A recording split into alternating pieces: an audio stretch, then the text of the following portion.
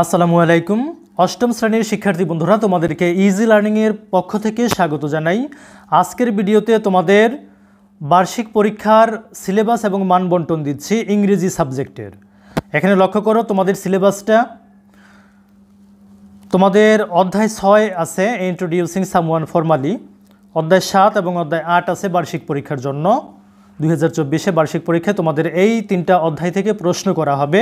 এবার চলো আমরা দেখি যে প্রশ্ন এবং মানবন্টন কীরকম।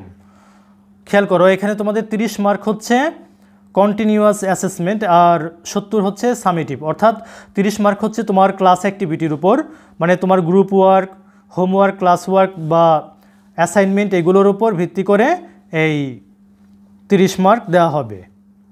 এরপর 70 মার্কের পরীক্ষা খাতায়, যেটা লক্ষ্য করো সেখানে রয়েছে রিডিং স্কিল 20 মার্কস, এখানে আছে MCQ 5 mark, short questions 10 mark, true false 5 mark, matching 5 mark.